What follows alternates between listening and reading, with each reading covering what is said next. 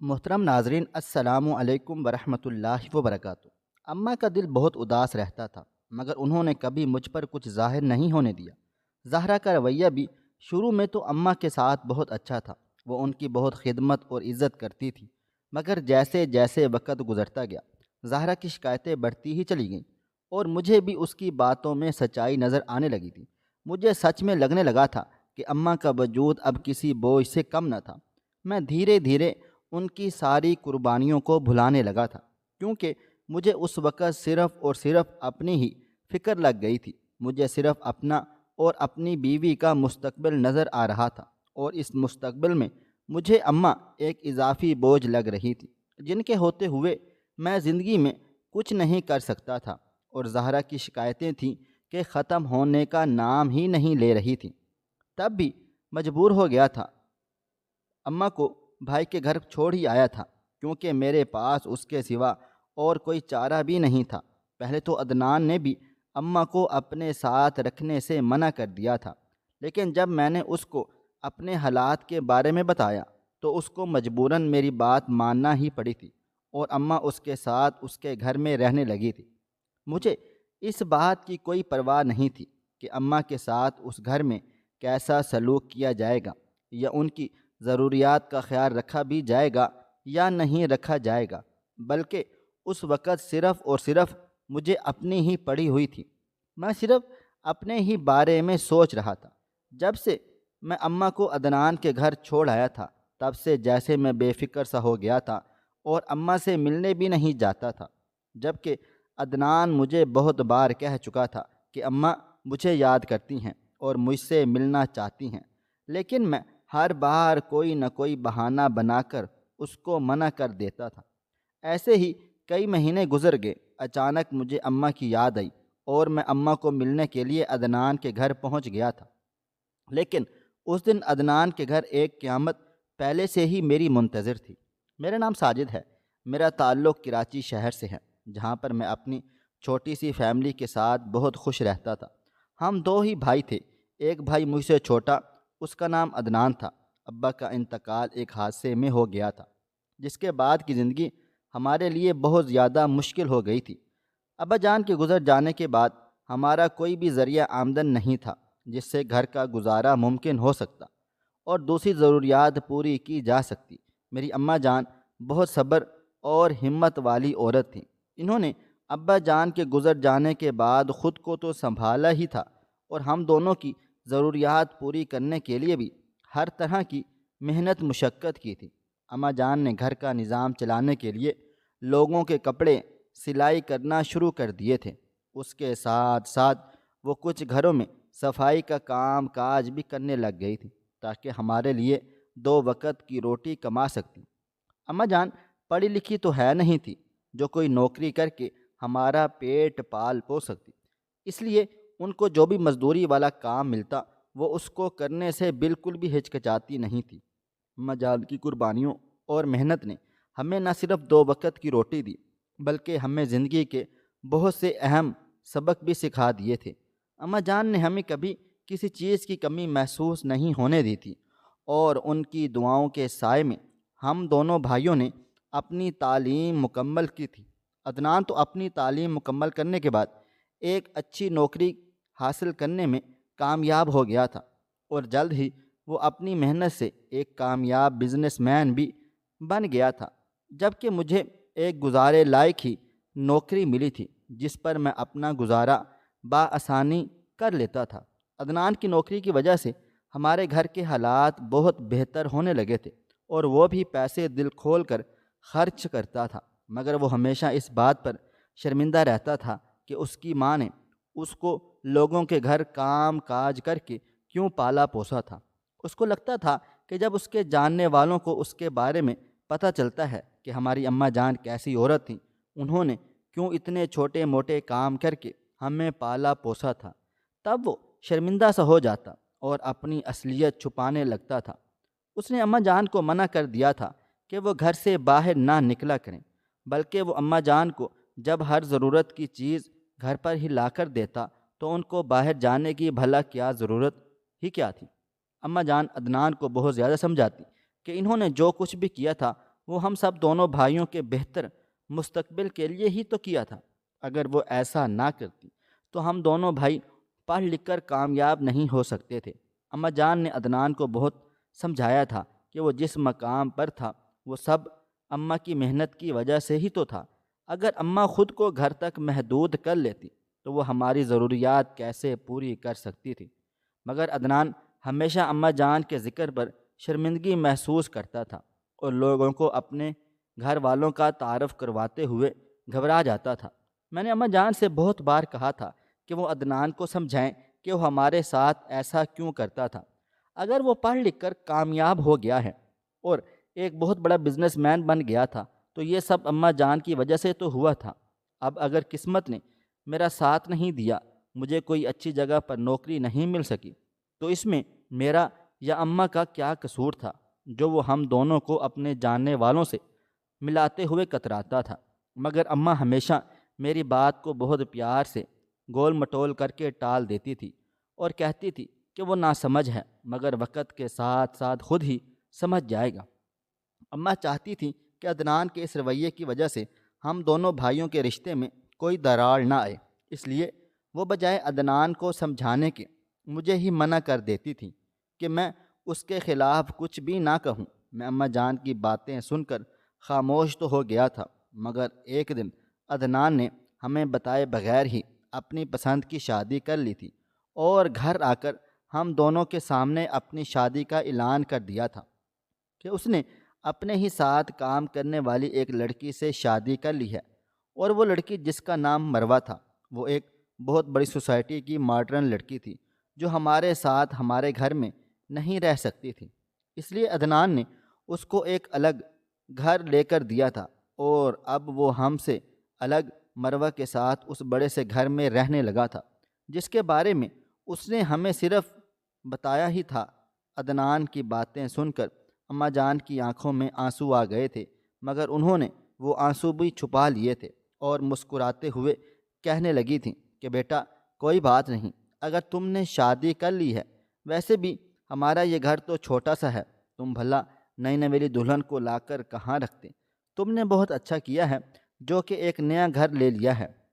عدنان تو اماں کی بات سن کر خوش ہو گیا تھا کہ اماں کو اس کی شادی سے کوئی اعتراض نہیں تھا، مگر میں خوب جانتا تھا کہ اماں کا دل کس حد تک دکھی ہوا تھا، اور میں عدنان کو بہت اچھے طریقے سے جانتا تھا کہ اس نے ہمیں شادی کے بارے میں اس لیے نہیں بتایا تھا کیونکہ وہ نہیں چاہتا تھا کہ ہم اس کی شادی میں شرکت کریں، کیونکہ ہمارے ذکر پر یا ہمارے دوسرے لوگوں کے ساتھ تعارف کروانے پر وہ ہمیشہ شرمندہ ہی تو ہوتا تھا۔ ہم دونوں ماں بیٹا تو ہمیشہ اس کے لیے شرمندگی کا باعث ہی بنا کرتے تھے، بھلا وہ ہمیں اپنے ساتھ کیوں لے کر جا سکتا تھا؟ ہم تو ایک چھوٹے سے گھر میں رہتے تھے جو کہ ایک پرانے سے محلے میں تھا۔ عدنان کی شادی کی خبر سن کر میں اماں جان سے بہت زیادہ لڑا تھا کہ اگر اس نے شادی کر ہی لی تھی تو کم از کم وہ آپ کو تو اپنے ساتھ لے کر جا ہی سکتا تھا۔ میں نے مانا کہ میں اس قابل نہیں تھا، میں اس کے برابر کا نہیں تھا کہ وہ مجھے اپنے ساتھ بٹھا سکتا اور سب کو بتا سکتا کہ میں ہی اس کا بھائی تھا جو کہ ایک معمولی سی نوکری کر کے اپنا گزارا کرتا تھا۔ مگر اماں جان کا کیا قصور تھا جو اب وہ اماں کو اپنے ساتھ لے کر نہیں جا سکتا تھا؟ مگر اماں جان نے ہر بار کی طرح مجھے چپ کروا دیا تاکہ ہم دونوں بھائیوں کے درمیان کوئی تلخ کلامی نہ ہوتی۔ اماں جان کے لیے عدنان کا ہمارا گھر چھوڑ کر جانا بہت بڑی خبر تھی جس کو انہوں نے بہت مشکل سے برداشت کیا تھا، مگر پھر بھی کسی پر یہ ظاہر نہیں ہونے دیا تھا۔ عدنان کی جدائی سے ان کو دکھ پہنچا تھا، بلکہ وہ ہر بار عدنان سے پہلے کی طرح مسکرا کر ہی ملتی تھی اور اس کو اور اس کی بیوی کو ڈھیروں دعائیں دیتی تھی۔ عدنان کا امی کے ساتھ رویہ دیکھ کر میں سوچ چکا تھا کہ میں اماں کے ساتھ ایسا بالکل بھی نہیں کروں گا جیسا کہ عدنان نے کیا تھا، لیکن یہ بھی میری صرف ایک جذباتی سوچ ہی تھی۔ میں نہیں جانتا تھا، میں تو عدنان سے بھی کہیں زیادہ درجے کا برا بیٹا ثابت ہونے والا تھا۔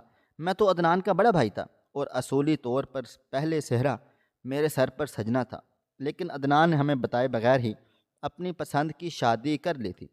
تب اماں جان میرے لیے بھی ایک لڑکی ڈھونڈنے لگی تھی تاکہ جلد از جلد میرا بھی گھر بسا سکتی۔ میں جس محلے میں رہتا تھا، اماں جان نے میرے لیے وہاں پر ہی مناسب رشتہ تلاش کرنا شروع کر دیا تھا، کیونکہ اماں جان ہمیشہ کہتی تھی کہ رشتہ اپنی برادری کے ہی لوگوں سے کرنا چاہیے تاکہ اونچ نیچ کا سوال ہی پیدا نہ ہو۔ میں نے بھی اماں جان کو منع نہیں کیا تھا۔ میں چاہتا تھا کہ وہ میری شادی پر اپنے وہ سارے ارمان پورے کرتی جو وہ عدنان کی شادی پر کرنا چاہتے تھے۔ میرے لیے رشتہ ڈھونڈتے ہوئے اماں جان کے چہرے پر خوشی کے ساتھ ساتھ فکر مندی بھی تھی، کیونکہ وہ ایک بہو لینے جا رہی تھی اور اپنے دوسرے بیٹے کے بارے میں بتاتے ہوئے وہ گھبراتی تھی کہ آخر وہ عدنان کے بارے میں سب کو کیا کہیں گی۔ لیکن لوگوں کو بھی آہستہ آہستہ خود ہی عدنان کے بارے میں معلوم ہو گیا تھا کہ وہ کامیاب ہوتے ہی اپنے گھر والوں کو بھول گیا تھا، اس لیے کسی نے اماں جان سے اس قسم کا کوئی سوال ہی نہیں پوچھا تھا جس کا جواب دیتے ہوئے اماں کو کچھ سوچنا پڑتا۔ اماں نے میرے لیے جس لڑکی کو پسند کیا تھا اس کا نام زہرا تھا، اور وہ بھی ایک درمیانے درجے کی ہی لڑکی تھی جس کا تعلق ہمارے جیسے ہی ایک عام سے گھرانے سے تھا۔ اماں جان نے میری شادی پر اپنا ہر شوق پورا کیا تھا، لیکن وہ اپنے دوسرے بیٹے عدنان کو نہیں بھولی تھیں اور عدنان سے کہا تھا کہ وہ اپنی بیوی کو لے کر میری شادی پر ضرور آئے گا۔ اور مجھے دیکھ کر بہت زیادہ حیرانگی ہوئی کہ عدنان میری شادی پر تو آیا تھا اور اس نے دل کھول کر پیسہ بھی خرچ کر دیا تھا، مگر وہ اپنی بیوی کو لے کر نہیں آیا تھا، کیونکہ اس کے بقول اس کی بیوی اس طرح کی چھوٹی موٹی تقریبات میں نہیں جا سکتی تھی، کیونکہ وہ ایک بہت مصروف سوشل ورکر تھی اور اس کے پاس اتنا فالتو وقت نہیں ہوتا تھا جو وہ ادھر ادھر پھر کر تباہ و برباد کر دیتی۔ میں نے ایک بار پھر اماں جان سے گلہ کیا تھا، لیکن اماں جان نے مجھے ہمیشہ کی طرح خاموش ہی کروا دیا تھا کہ اگر اس کی بیوی نہیں آئی تو ایسی کوئی بات نہیں، وہ خود تو آ ہی گیا ہے نا۔ اور میں خاموش بھی ہو گیا تھا، کیونکہ میں جانتا تھا کہ عدنان اماں کو پہلے ہی بہت تکلیفیں دے چکا تھا۔ میں مزید ان تکلیفوں میں اضافہ نہیں کرنا چاہتا تھا۔ شادی کے بعد میں زندگی نے ایک نیا رخ لیا تھا۔ میری بیوی زہرا ایک اچھی عورت تھی اور ہر طرح سے میرا اور اماں جان کا خیال رکھتی تھی، لیکن اس کی طبیعت میں اپنی بات منوانے کی ضد شامل حال تھی۔ شروع میں وہ اماں جان کی بہت عزت کرتی، لیکن وقت کے ساتھ ساتھ اس کی سوچ بدلنے لگ گئی تھی۔ وہ اماں کی موجودگی میں اپنے لیے بوجھ سمجھنے لگی تھی۔ کبھی وہ کہتی کہ اماں جان صفائی کے معاملے میں سستی کرتی ہیں، کبھی کھانے کے معیار پر اعتراض کرتی ہیں۔ اس کے ہر روز کے نئے شکوے اور شکایتوں نے میرے کان پکڑ لیے تھے۔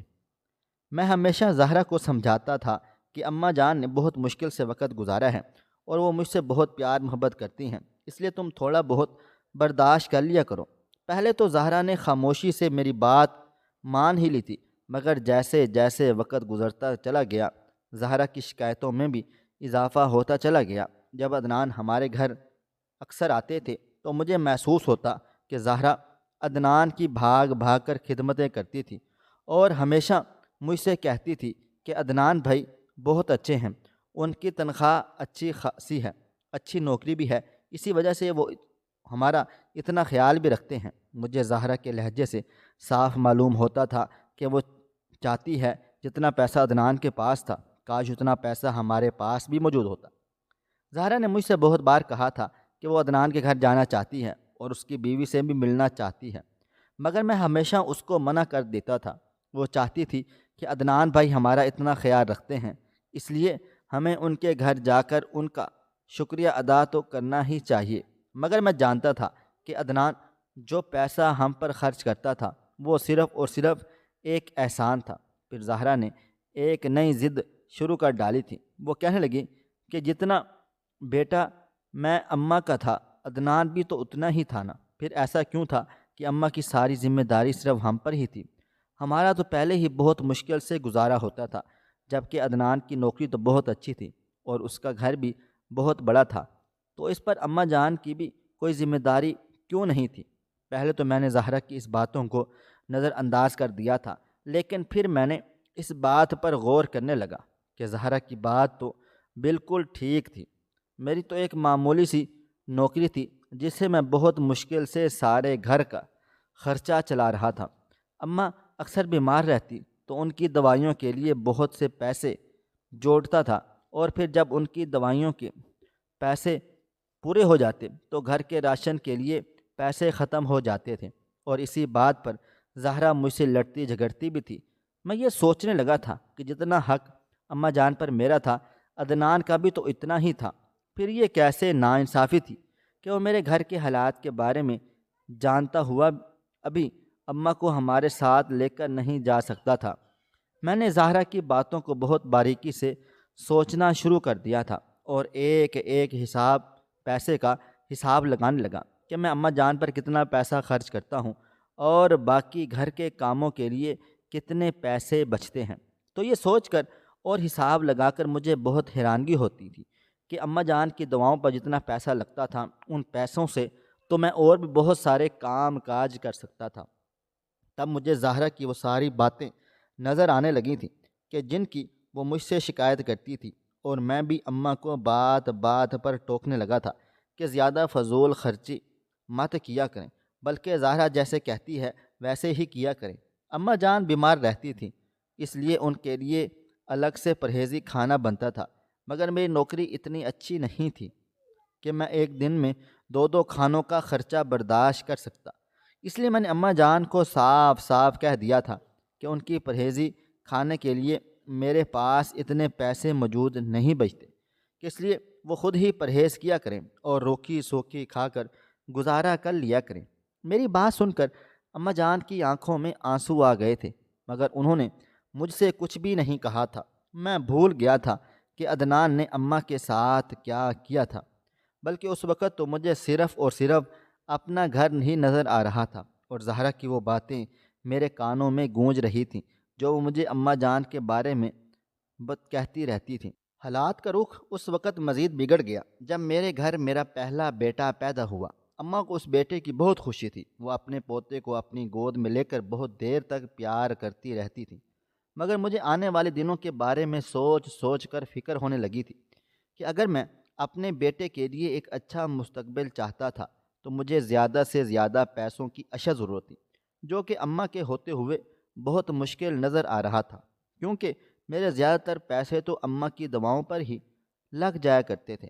زہرا نے بھی مجھ پر دباؤ ڈالنا شروع کر دیا تھا کہ اماں جان کو کسی اور کے پاس بھیج دو۔ پہل میں نے اسے سمجھانے کی کوشش کی کہ اماں جان نے ہماری پرورش کے لیے کتنی قربانیاں دی ہیں۔ زہرا کو تو میں سمجھا ہی رہا تھا، مگر میرا ذہن خود ان باتوں میں الجھ رہا تھا کہ زہرا ٹھیک ہی تو کہہ رہی تھی۔ عدنان کے پاس اتنا پیسہ تو ہے ہی تھا کہ وہ اپنی ماں کی دیکھ بھال کر سکتا تھا، جبکہ میرے حالات تو مشکل سے مشکل ہی ہوتے چلے جا رہے تھے۔ اس کے علاوہ زہرا کی ضد اور روز روز کے جھگڑوں نے مجھے بھی مجبور کر ڈالا تھا کہ میں اماں کو اپنے چھوٹے بھائی عدنان کے پاس چھوڑ آؤں۔ جب میں نے اماں کو اپنے ارادے کے بارے میں بتا دیا تو ان کی آنکھوں میں آنسو آ گئے تھے۔ وہ مجھے کہنے لگی تھی کہ بیٹا، مجھے تم دونوں بیٹے ہی بہت زیادہ عزیز ہو، پھر مجھے تم اس بات سے کوئی فرق نہیں پڑتا ہے کہ میں اپنے بڑے بیٹے کے گھر پر رہوں یا چھوٹے بیٹے کے گھر پر، لیکن میں اسی گھر میں تمہارے ساتھ رہنا چاہتی ہوں، کیونکہ میرے ساری زندگی اس گھر میں گزر گئی ہے۔ میری اس گھر میں بہت ساری یادیں وابستہ ہیں۔ میں تمہارے مرحوم ابا کو اس گھر میں ویسے ہی چلتا پھرتا ہوا دیکھتی ہوں جیسے وہ اپنی زندگی میں تھے، پھر بھلا میں عدنان کے گھر جا کر کیا کروں گی؟ میں نے اماں جان کے سامنے اپنے سارے حالات رکھ دیے تھے۔ میرا گزارا نہیں ہو سکتا تھا۔ اب تو میری اپنی فیملی بھی بہت زیادہ بڑھ رہی تھی، جس کے لیے مجھے پیسوں کی اشد ضرورت تھی، جبکہ عدنان تو ایک خوشحال اور بہت بڑا بزنس مین تھا، وہ تو یہ سب کچھ آسانی سے سنبھال سکتا تھا۔ اماں جان نے مجھے بہت سمجھانے کی کوشش کی تھی، ان کا دل نہیں مانتا تھا کہ وہ عدنان کے ساتھ جا کر ان کے گھر میں رہتی، کیونکہ ان کو اپنے گھر سے بہت زیادہ لگاؤ تھا۔ انہوں نے مجھے بہت کہا کہ بیٹا، میں تمہارے لیے اپنی پوری زندگی قربان کر دی اور آج تم مجھے اپنے گھر سے نکال رہے ہو۔ ان کا تو جیسے دل ہی ٹوٹ گیا تھا۔ اماں جان کی بات سن کر ایک لمحے کو میرا دل لرز گیا تھا، لیکن اس وقت مجھے لگا کہ اماں جان کا ہمارے گھر سے چلے جانا ہی بہتر تھا۔ اس لیے میں نے اماں جان کو پیار سے گلے سے لگا لیا تھا اور کہنے لگا تھا کہ میں آپ سے بہت پیار کرتا ہوں اور میں نہیں چاہتا کہ آپ در در کی ٹھوکریں کھائیں یا میری بیوی کے طعنے سنیں۔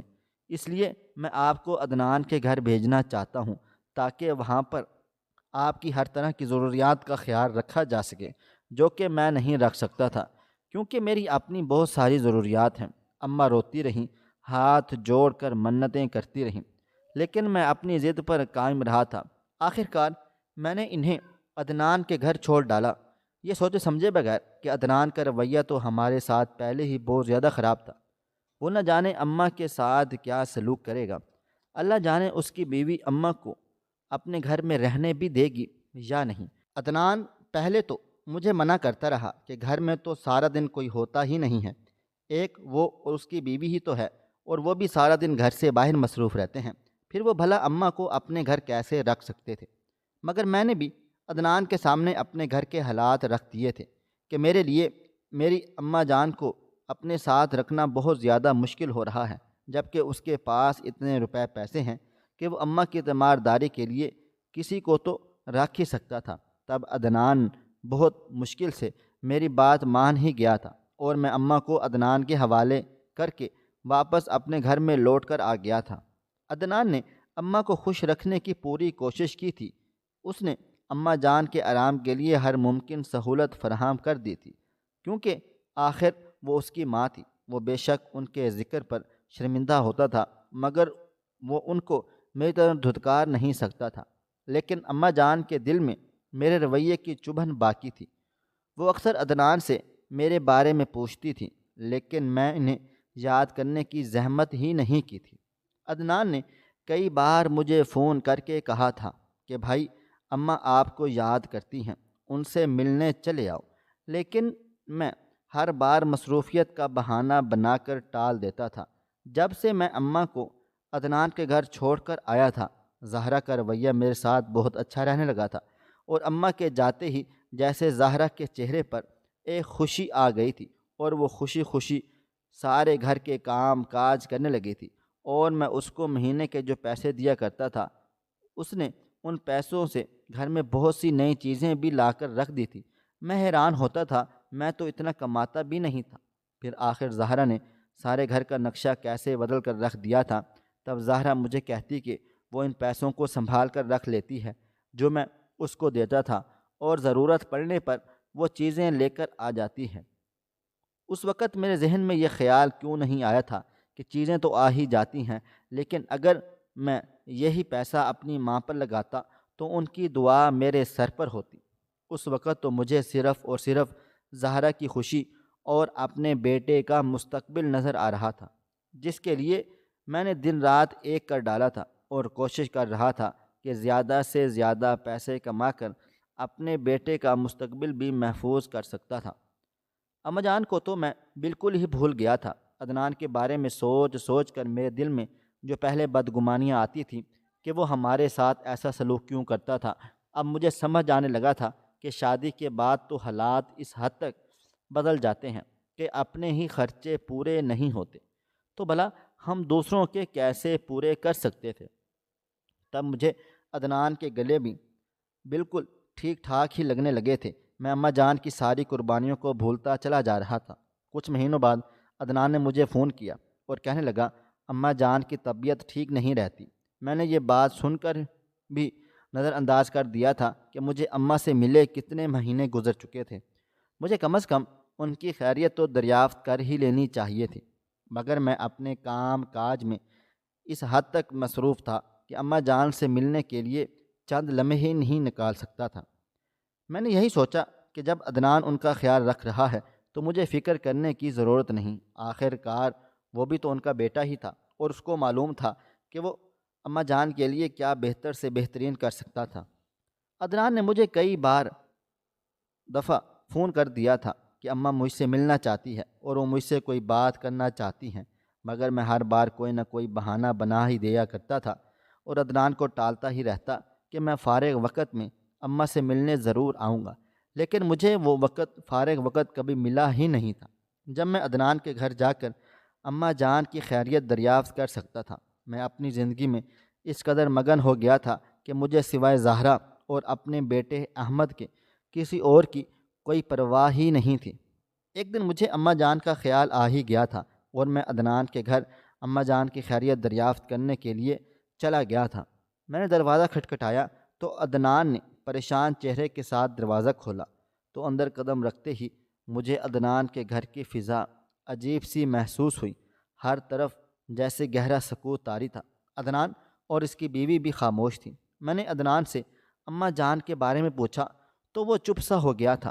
میں بار بار عدنان سے اماں جان کے بارے میں پوچھتا رہا کہ وہ کہاں ہیں، میں ان سے ملنے کے لیے آیا ہوں، مگر اس نے میری کسی بھی بات کا جواب نہیں دیا تھا، بلکہ خاموشی سے میرا چہرہ دیکھتا ہی رہ گیا تھا۔ میری بے چینی بڑھنے لگی اور میں فوراً گھر کے ایک ایک کمرے کی طرف بڑھا۔ دروازہ کھولتے ہی مجھے اندازہ ہو گیا تھا کہ وہ کمرہ ضرور اماں جان کا ہی کمرہ ہوگا، کیونکہ اس کمرے میں اماں جان کی چیزیں پڑی ہوئی تھیں، لیکن مجھے اماں کہیں بھی نظر نہیں آ رہی تھی۔ میں نے سارے کمرے میں ان کو تلاش کرنے کی بہت زیادہ کوشش کی، اور تب میرے قدم اچانک سے رک گئے تھے۔ میرے قدم رک سے گئے۔ میں نے مڑ کر عدنان سے پوچھا تھا کہ اماں کہاں ہیں؟ اس کی آنکھوں میں آنسو آ گئے اور وہ مجھے کہنے لگا تھا، میں نے تمہیں کتنی بار بلایا تھا کہ اماں جان تمہیں بلا رہی ہیں، تمہیں یاد کرتی ہیں اور تم سے کوئی بات چیت کرنا چاہتی ہیں، مگر تم نے ہر بار ہی کوئی نہ کوئی بہانہ بنا دیا اور اپنی بیماری سے لڑتے لڑتے ہمیں چھوڑ کر جا چکی ہیں۔ میں نے تمہیں بہت بار بتانے کی کوشش بھی کی تھی، مگر تم نے میرے کسی بھی فون کالز کا کوئی بھی جواب ہی نہیں دیا تھا۔ عدنان نے بتایا کہ اماں جان کئی دنوں سے بیمار تھیں۔ وہ مجھے بار بار کہتی تھیں کہ مجھے ساجد سے ملوانے لے کر چلو۔ میں نے ان کو بہت بار بتایا تھا کہ ساجد تو میری کسی بات کا جواب ہی نہیں دیتا، اور تب انہوں نے مجھے بھی منع کر دیا تھا کہ میں تمہیں کچھ نہ بتاؤں۔ وہ کہتی تھیں کہ میرا بیٹا مصروف ہے، اسے پریشان مت کرو۔ عدنان کی باتیں سن کر میری آنکھوں سے آنسوؤں کی بوچھاڑ شروع ہو گئی تھی، اور میں اس وقت پر پچھتانے لگا تھا جب میں نے اپنی ماں کو بوجھ کیوں سمجھا تھا۔ مجھے اپنی ماں کا وجود اپنے ہی گھر میں کیوں چبھنے لگا تھا، مگر اس وقت پچھتانے کا بھلا کیا فائدہ تھا؟ اس وقت تو بہت زیادہ دیر ہو چکی تھی۔ آج میں سوچتا ہوں کہ مجھ سے ایک اکیلی ماں نہیں سنبھالی گئی، جبکہ اس ماں نے تو اکیلے ہی ہم دونوں بھائیوں کو سنبھالا تھا، اور جس طرح خود کو مار کر ہمیں پالا پوسا تھا، میں تو اس کے احسان کا قرض کبھی چکا ہی نہیں سکتا تھا۔ میں جب بھی احمد کو دیکھتا ہوں تو میرا دل خوف سے کانپ اٹھتا ہے کہ کل کو اگر اس نے بھی میرے ساتھ ویسا ہی سلوک کیا جیسا میں نے اپنی اماں سے کیا تھا، تو میں قصوروار کس کو ٹھہراؤں گا؟ خواہش صرف اتنی ہے کہ کچھ الفاظ لکھوں جس سے کوئی گمراہی کے راستے پہ جاتے جاتے رک جائے، اور نہ بھی رکے تو سوچ میں ضرور پڑ جائے۔ پیارے دوستو، امید کرتا ہوں کہ آپ کو یہ ہماری کہانی پسند آئی ہوگی۔ کہانی پسند آئی ہو تو ویڈیو کو لائک کریں، کومنٹس کریں، شیئر کرنا بالکل بھی نہ بھولیں، اور ہاں، اگر آپ لوگ اس چینل پر نئے ہیں تو اس چینل کو سبسکرائب ضرور کر لیجئے گا اور نوٹیفیکیشن کو ضرور دبا دیجئے گا تاکہ آنے والی کہانی سب سے پہلے آپ کو مل سکے۔ ملتے ہیں کل ایک نئی اور دلچسپ کہانی کے ساتھ۔ تب تک اپنا ڈھیر سارا خیال رکھیے گا۔ اللہ حافظ۔